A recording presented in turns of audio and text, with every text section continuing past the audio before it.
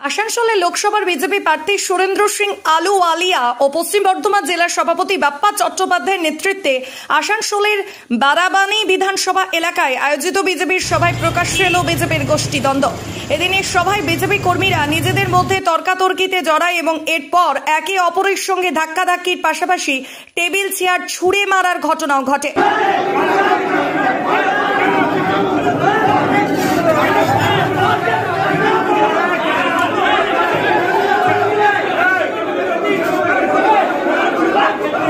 সভাস্থলে এরূপ ঝামেলা সৃষ্টি হয়। বিজেপি প্রার্থী সুরেন্দ্র সিং আলুওয়ালিয়াকে আলাদা ঘরে বসিয়ে রাখা হয়। যদিও এরপর সাংবাদিকদের সঙ্গে দুর্ব্যবহার করার জন্য বিজেপি কর্মীদের হয়ে ক্ষমা চান সুরেন্দ্র সিং আলুওয়ালিয়া। আমি চোখে দেখি নাই, কিন্তু আপনি যেহেতু বলছেন যে আপনার উপরে কোনো কর্মী হামলা করেছে, আমি ভারতীয় জনতা পার্টি থেকে ক্ষমা চাইছি আপনাদের কাছ থেকে। আমাদের কোনো দুর্ভাবনা মিডিয়ার সঙ্গে নাই। মিডিয়া আমাদের একটা অঙ্গ আছে। আমাদের চিন্তাধারা, আমাদের বিচারধারা, আমাদের পলিসি, গভর্নমেন্টের পলিসি তার প্রচার প্রসার করে। আপনারা আমাদের তিনটা যে স্তম্ভ আছে, আপনারা চতুর্থ স্তম্ভ আছেন, আমি তার সম্মান করি। বলুন। না, কোনো মারপিট হয়নি। লোকের মনে উৎসাহ বেশি হয়ে গেছে, ভিড় বেশি হয়ে গেছে। যত লোককে ডাকা হয়েছে তার চেয়ে বেশি লোক চলে এসেছে। না, ব্যাপারটা হচ্ছে, বলছি তারা হাতাহাতি মানে কি? ওই কোনোদিন কোনো লোক আসে, সবাই দেখতে চায়, সবাই চায়, তো যত চেয়ার ছিল তার চেয়ে বেশি সংখ্যা চলে এসছে, তো ওরা নিয়ে কাড়াকাড়ি আরম্ভ করেছে। এমন কোনো কিছু নাই। ভারতীয় জনতা পার্টির সৈনিক যারা আছে তারা ঐক্যবদ্ধ আছে একটা পতাকার তলায়। সবকা সাথ, সবকা বিকাশ, সবকা বিশ্বাস, নরেন্দ্র মোদীজির এই মন্ত্র নিয়ে যখন সারা বিশ্ব চলছে, আমাদের বারাবণীর কার্যকর্তাও সেইভাবে চলছে।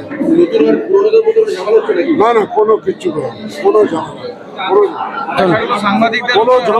কোনো ঝামেলা নাই।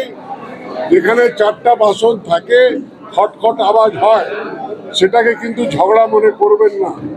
বাড়ির লোক সবাই আছে, সবাই সম্মানীয় কার্যকর্তা আছে, সবাই শিরোধার্য আছে, তারা আমাদেরই ছোট ভাই। আমরা সবাইকে নিয়ে চলি। মানুষ আপন, টাকা পর, যত পারিস মানুষ ধর, এই নিয়মটা নিয়ে চলনেওয়ালা লোক আমরা। মানুষকে বাঁচাবার জন্য, মানুষের অধিকারটাকে প্রাপ্য যেটা আছে সেটা পাইয়ে দেওয়ার জন্য লড়াই, সেটাই হচ্ছে। তার মধ্যে কে বলছে যে কি আমি আগে পাইয়ে দেব, সেটাই হচ্ছে জীবন।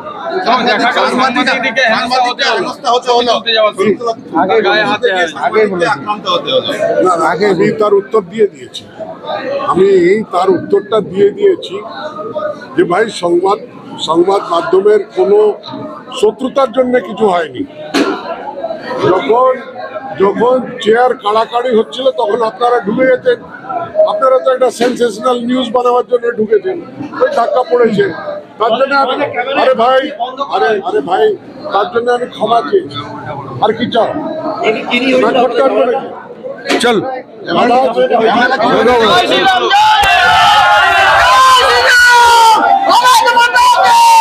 আসানসোল থেকে ওয়াসিম খানের রিপোর্ট, 24 ঘন্টা লাইভ। গীতা কনস্ট্রাকশন, কল্যাণী, গাছড়াপাড়া শহর, রাজবাড়িহাটি, ঝাটপাড়া। ফোন করে বিস্তারিত জানুন। গীতা কনস্ট্রাকশন, 6289063557, 9831478795।